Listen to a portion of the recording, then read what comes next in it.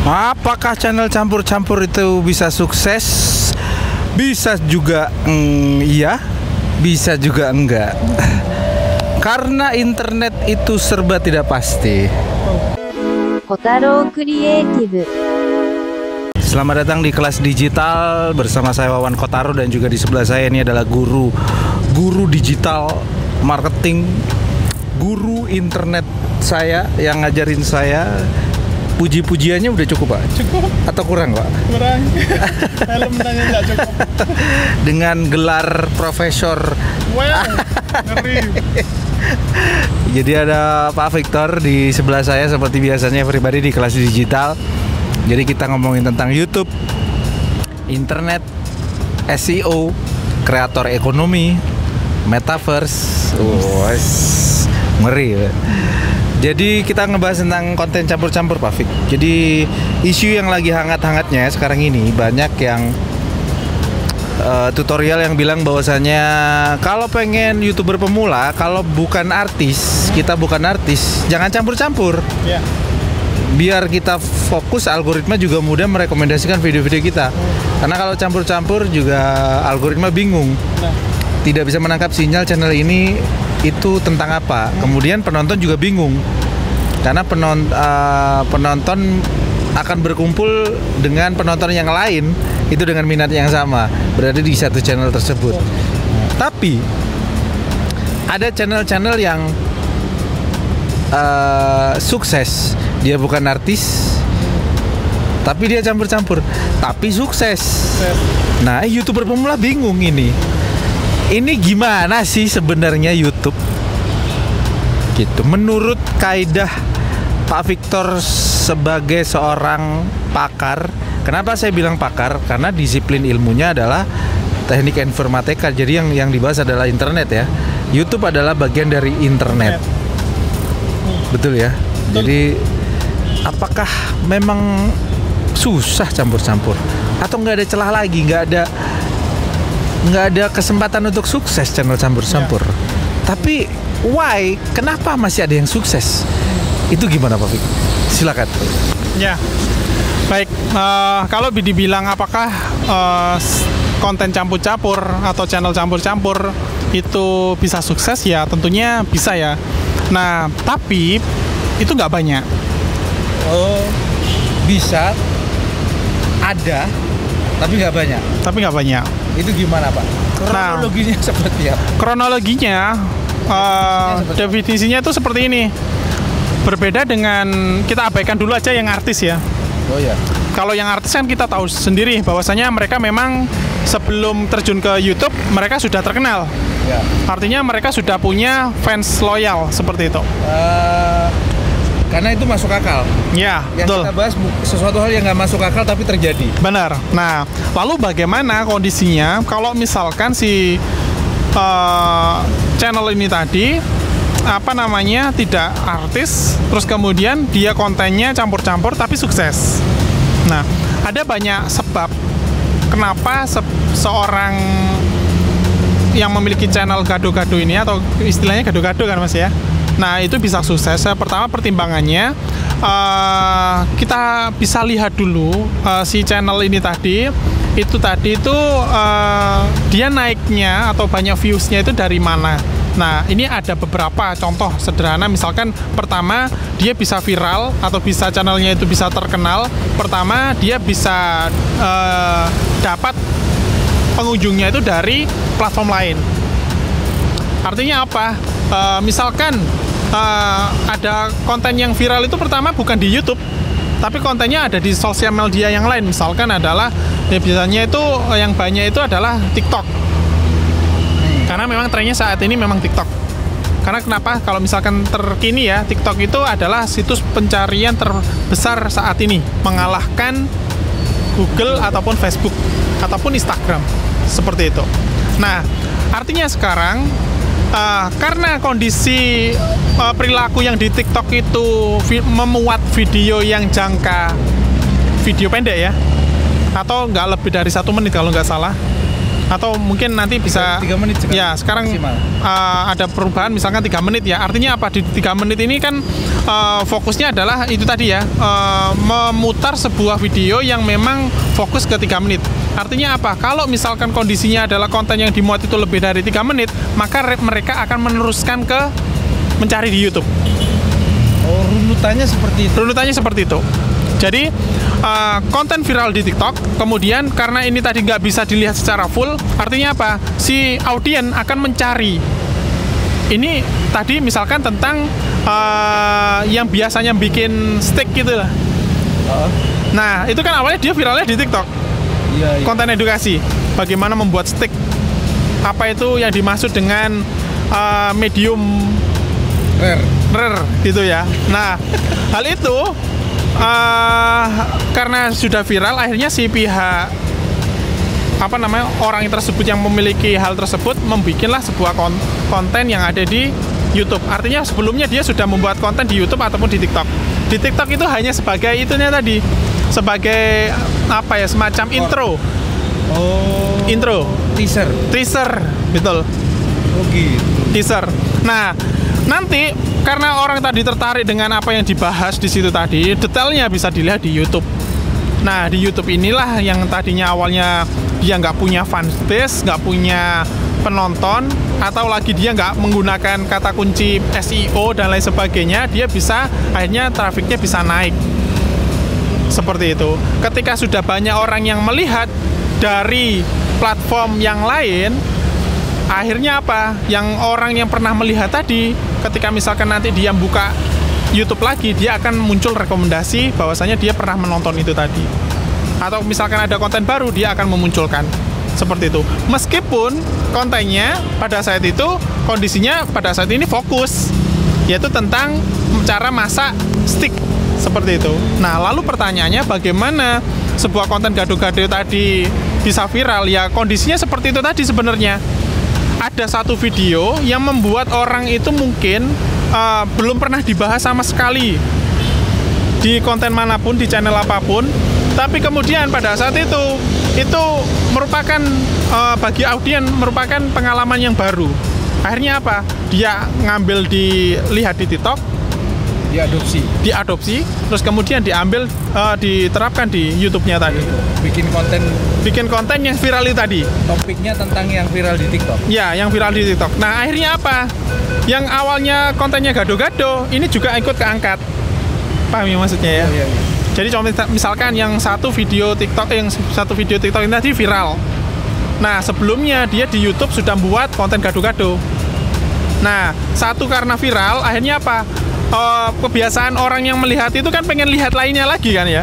Nah, akhirnya kontennya keangkat lah. Seperti itu. Unsur utamanya seperti itu kondisinya. Nah, kalau sudah konten itu viral, biasanya di mesin pencarian itu akan muncul suggestion-nya, rekomendasinya. Di YouTube? Di YouTube, di search engine ataupun di apa. Pantesan ya, direkomendasikan video TikTok. Betul, seperti itu. Nah, alurnya seperti itu caranya. Lagu-lagu yang di YouTube TikTok yang mashup.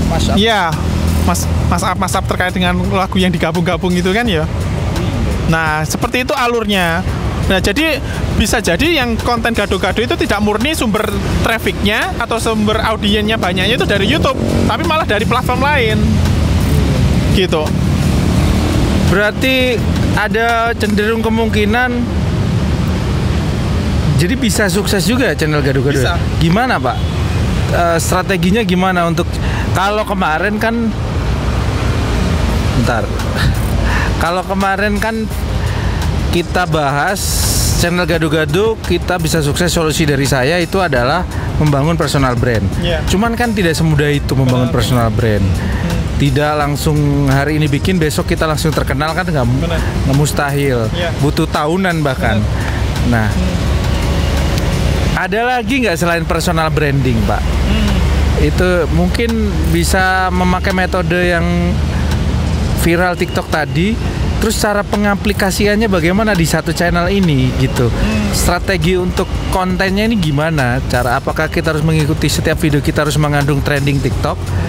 Bukan berarti kita re-upload video TikTok, bukan, tapi mengadopsi temanya terus dibikin versi YouTube. Nah, atau gimana, Pak?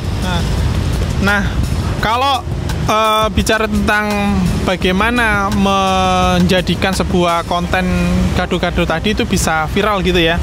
Nah, bisa sukses, artinya bisa sukses, bisa muncul besar audiennya, subscribernya, sama viewsnya. Yang pertama sih sumber traffic ya atau pengunjung itu kan bisa berasal dari mana saja, bukan hanya TikTok, di Instagram, di WhatsApp dan lain sebagainya. Nah, caranya sebenarnya apa sih yang membuat orang itu tadi tertrigger atau terpicu untuk melihat link yang direkomendasikan atau konten yang intinya tadi sifatnya trailer tadi, apa sih yang jadi pemicunya? Nah, itu yang mungkin harus digali sama para para kreator gitu. Nah, contoh misalkan kita bicara tentang ekosistem yang ada di TikTok. Nah, kalau ingin kita membuat sebuah konten yang memang nanti viral di TikTok dan nanti akan berdampak pada channel konten kita, ya pertama adalah teman-teman harus meriset. Meriset itu artinya apa? Ya neliti apa sih yang dibahas di TikTok ini yang jadi tren di FYP misalkan seperti itu. Nah, teman-teman harus memahami itu. Nah, kalau misalkan kondisinya di situ tidak ada atau misalkan itu ternyata di konten tersebut tidak ada konten yang memang dianggap teman-teman itu viral, nah silakan buat yang memang itu menurut teman-teman itu viral, unik gitu. Kan biasanya umumnya mah gini kan. Kalau umumnya kan biasanya nyari konten yang tren, habis itu kita buat, ditaruh di YouTube kan. Ya. Nah, kalau konten tren itu kan biasanya kan kebanyakan orang akan ikut-ikutan kan. Misalkan yang jadi konten tren adalah tentang masak bistik tadi atau stick tadi, maka mau tidak mau orang-orang akhirnya ikut-ikutan juga yang dengan tema yang demikian. Tujuannya untuk apa? Siapa tahu dengan konten yang dia ikuti tadi, dia juga ikutan viral gitu. Tapi namanya viral, tidak ada viral itu jangka panjang. Artinya apa? Ada fasenya. Di mana di hari itu misalkan di per seminggu itu tadi dia naik, tapi nanti setelah 1 minggu dia turun atau memang tidak lagi dicari. Berarti harus ekstra kerja keras, Pak? Nah, artinya apa? Memang harus kerja keras untuk ini tadi. Jadi upload lagi terus gitu ya, Pak? Ya, artinya kalau kita mau mencari berdasarkan tren. Kalau misalkan kita ingin membangun sendiri tren itu tadi, tapi campur-campur. Nah, teman-teman memang harus ngeriset itu tadi, apa ini yang kira-kira belum ada dan sifatnya unik, terus kemudian kita munculkan. Tapi tetap aja kontennya nggak campur-campur ya, fokus. Kalau di TikToknya tadi fokus ke salah satunya dulu. Kalau di YouTube-nya nanti bisa jadi dia campur-campur. Maksudnya gimana, Pak? Dari TikTok kan satu tema. Jadi contoh misalkan di TikTok ini tadi kita membuat sebuah konten di mana belum ada sama sekali orang membuat, dan ini konten ini tadi diasumsikan itu akan viral. Contoh misalkan TikToknya tentang suasana desa. Menikmati makan di desa di tengah sawah misalkan seperti itu. Nah, hal ini kan kalau dari sisi orang kota itu kan unik. Karena kenapa? Orang kota kan biasanya di mall, di restoran, di supermarket, di minimarket dan lain sebagainya. Nah, ini kita usung di mana kita ingin membangun sebuah audiens yang memang penontonnya itu banyak kan dari kota. Makanya kita kontennya tentang desa. Sebaliknya, orang desa butuh konten orang kota. Dan demikian, contoh sederhananya seperti itu. Nah, setelah kita membuat hal yang demikian, artinya apa? Ketika kita misalkan menyajikan konten terkait dengan makan di sawah, nah bisa jadi kan nanti ada makan di mana-mana lagi. Misalkan mandi di sungai, dan lain sebagainya. Ini kan nantinya gado-gado, Mas. Ya. Artinya apa yang dilakukan di aktivitas di desa. Tapi sebenarnya berarti gini ya, Pak ya, segado-gado apapun tetap ada batasannya. Betul. Jadi ini kalau menurut saya campur-campur boleh, tapi tetap harus ada benang merahnya, harus ada batasannya. Kalau campur-campur yang agak ngawur, campur-campurnya itu hari ini ngebahas tentang otomotif, besok ngebahas tentang kuliner, besoknya lagi ngebahas tentang make up. Nah, kira-kira bisa nggak kayak gitu, Pak? Ini campur-campur. Ini orang YouTuber satu ini ini kebanyakan ide. Jadi pengennya ditumpahkan dalam satu channel. Itu gimana Pak? Boleh atau kayaknya nggak mungkin, nggak masuk akal, atau ada solusi kalau tetap kayak gitu? Nah, kalau misalkan kondisinya tadi itu ternyata di dalam satu channel itu terdiri dari beberapa konten, Karena si YouTubernya banyak ide. ya, kondisinya gini, bisa jadi si kreatornya itu tadi, dia itu memang lebih suka membuat sebuah konten random. Karena dia memang suka membuat konten yang random dan itu adalah passionnya, itu sebenarnya bisa jadi tingkat keberhasilannya peluangnya tinggi. Karena kenapa? Kondisinya dia sesuai passion. Aku mau ngerjakan apapun, sepenting tak buat kontennya maksudnya. Nah, tetapi ini akan jadi masalah bagi orang yang memang keahliannya itu di satu bidang. Oh, kalau satu bidang bisa campur-campur ya? Nah, maksudnya gini, bukan satu bidang. Si orang kreator ini tadi multi talent gitu loh Mas. Multi talent. Tapi kondisinya kan tidak semua kreator itu multi talent. Ada yang memang hanya dia menguasai satu bidang. Misalkan tentang otomotif.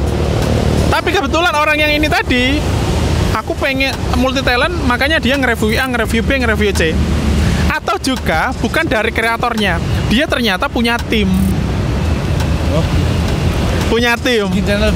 Pengen channel bareng-bareng. Ada yang memang bahas tentang konten otomotif, buat konten itu tadi. Jadi dibuat kayak TV ya? Dibuat seperti TV, segmen-segmennya seperti itu. Nah, banyak yang gagal.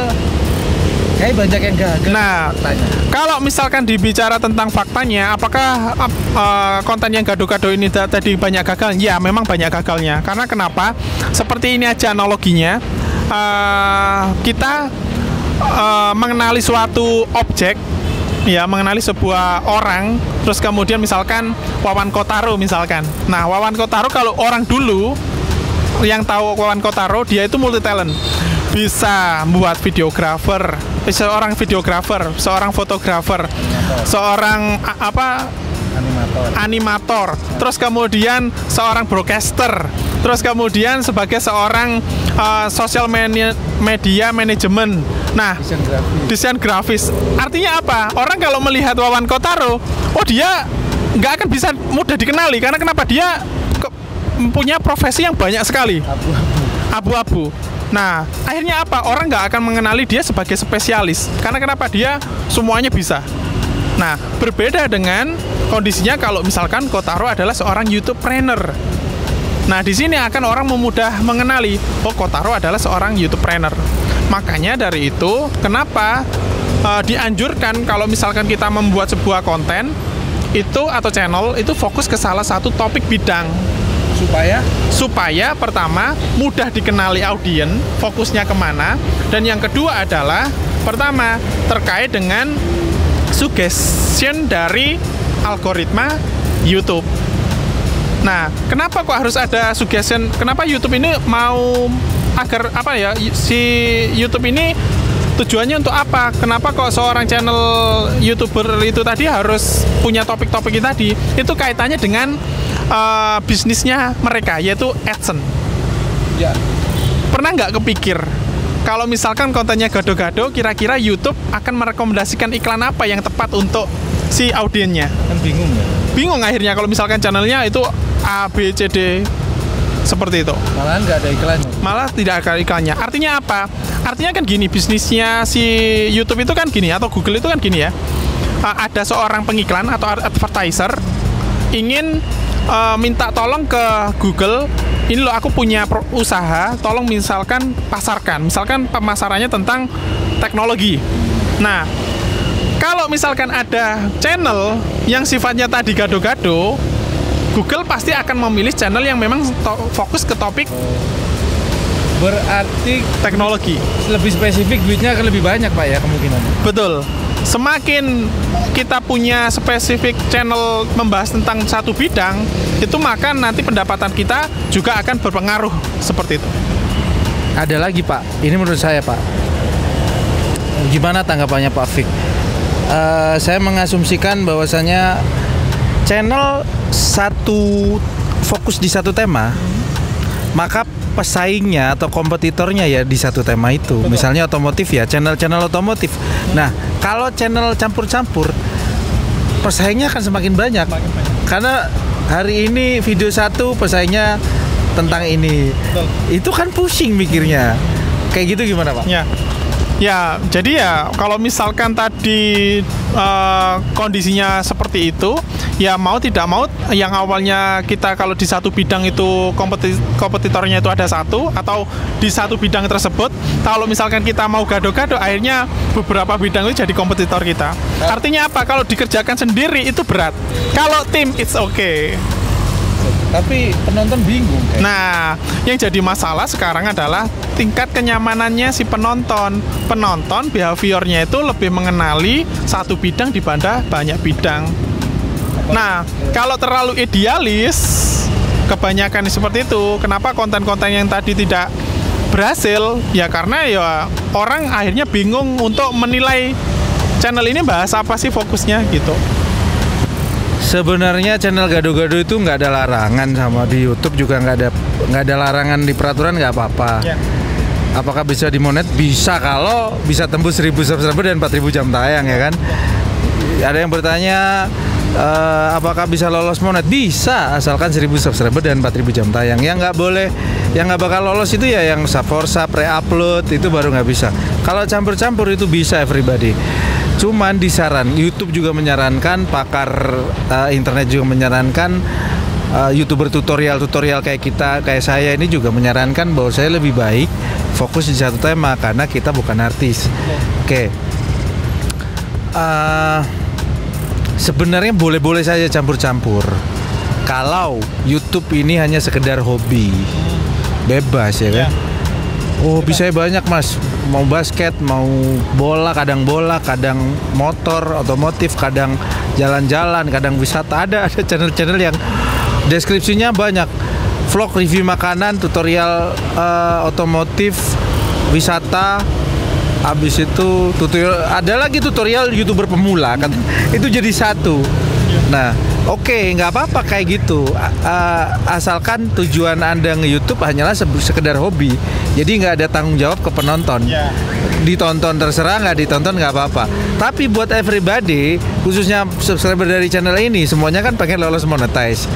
Kalau pengen sukses dalam hal ekonomi di YouTube, sebaiknya disarankan fokus satu tema karena kita bukan artis ya. Baru kalau kita sudah terkenal bebas. Gerak cepat boleh, powerful boleh, keburu-buru jangan ya. Jadi jangan gerudak-geruduk, jangan gerusa-gerusu gitu ya Pak Fik kira-kira. Jadi harus dipikirkan matang-matang karena kita membangun channel YouTube tujuannya untuk menjadi YouTubepreneur, bukan YouTuber abal-abal. Kalau sekedar hobi ya nggak apa-apa, abal-abal sama juga hobi kan ya. Kayak gitu Pak Fik ya. Terima kasih banyak Pak Victor, dan silakan yang pengen bertanya tentang seputar YouTube, seputar internet sama Pak Victor, tentang SEO, tentang konten, tentang ini bareng sama pakarnya. Pakar